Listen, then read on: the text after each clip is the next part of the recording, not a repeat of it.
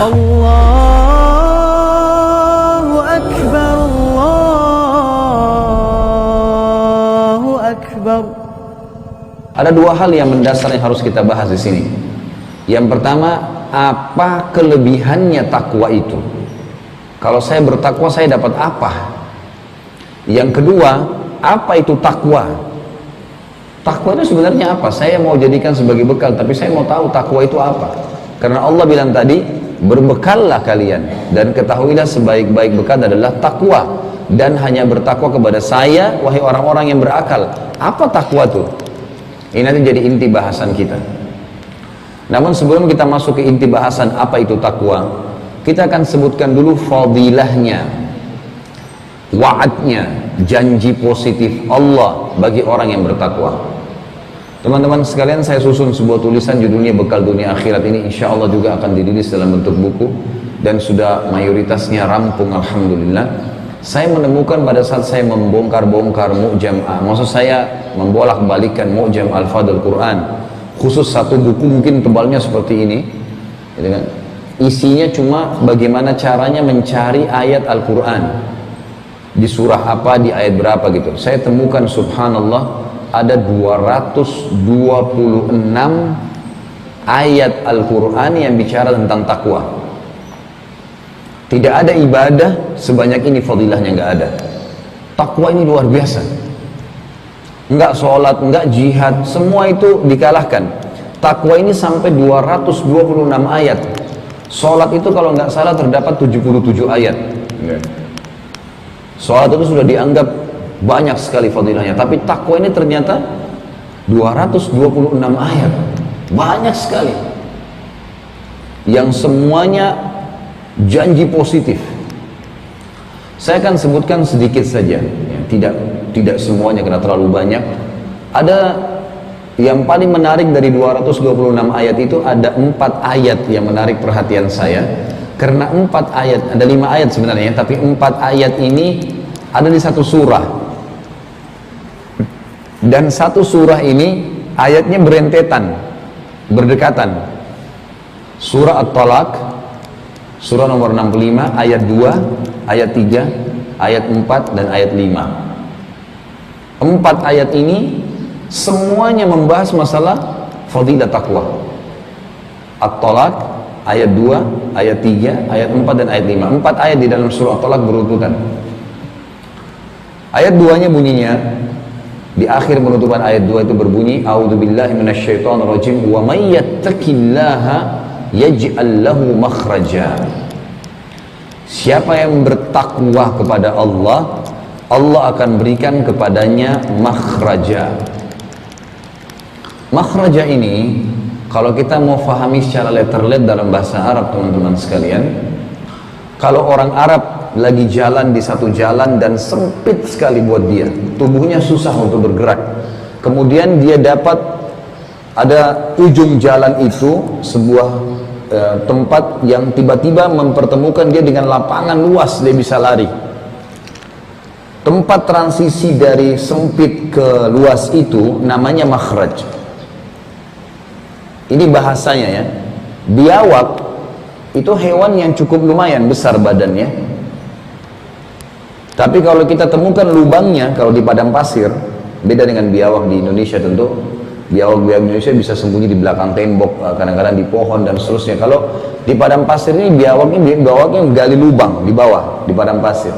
Itu kalau kita lihat lubangnya kecil seperti lubang semut. Tapi di bawahnya ada biawak tuh.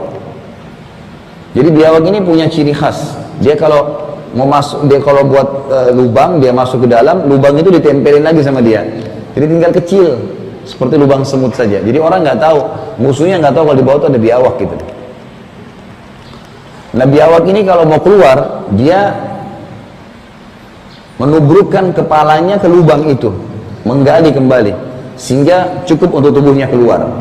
Nah pada saat biawak keluar dari lubangnya itu, akhirnya dia bisa mengangkat kepalanya dan menghirup udara di luar. Ini lubang yang besar ini dinamakan makhraj, tempat dia keluar gitu.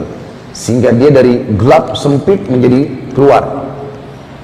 Kalau teman-teman lagi umroh dan haji, maka coba lihat pintu darurat di hotel itu ada tulisannya pasti mim kha ra jim, makhraj,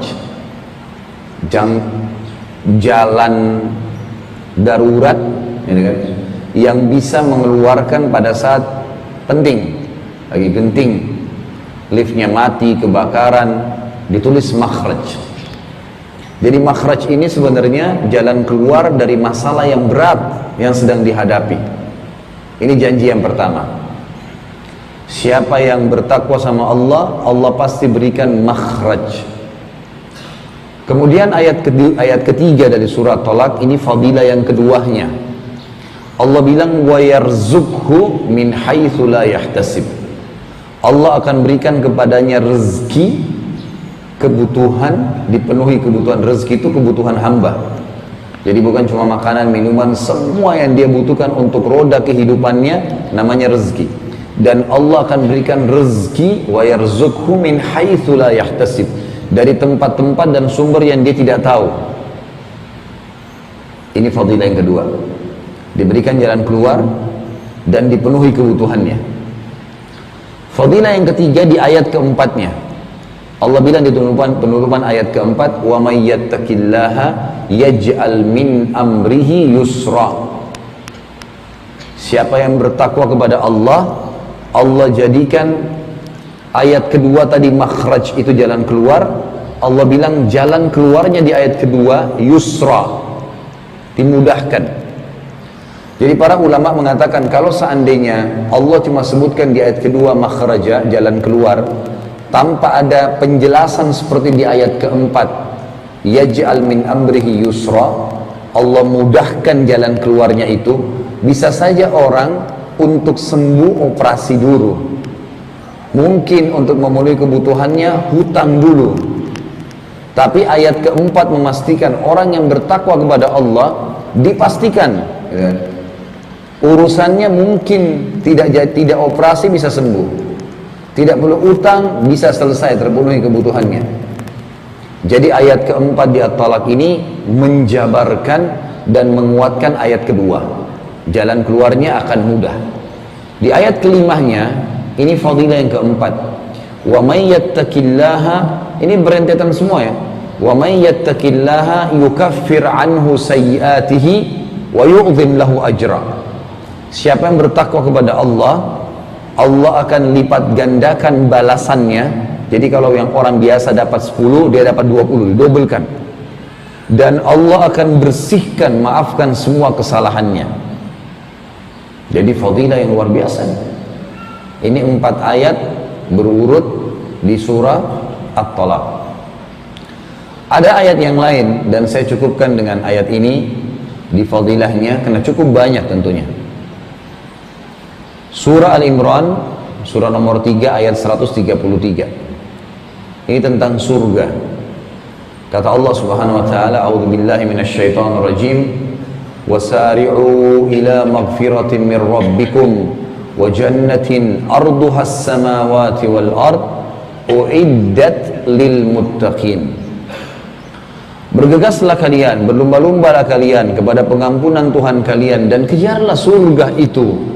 Surga bukan sebuah istana kecil yang luasnya seluas langit dan bumi, yang hanya disiapkan, dijanjikan, diperuntukkan untuk orang-orang yang bertakwa.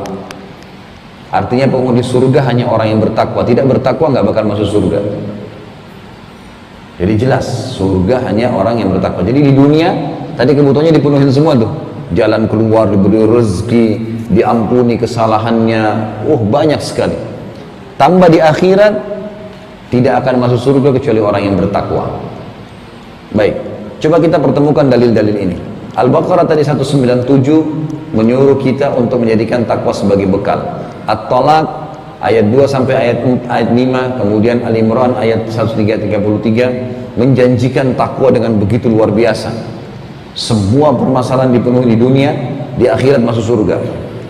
Siapa yang tidak mau dengan ini? Luar biasa.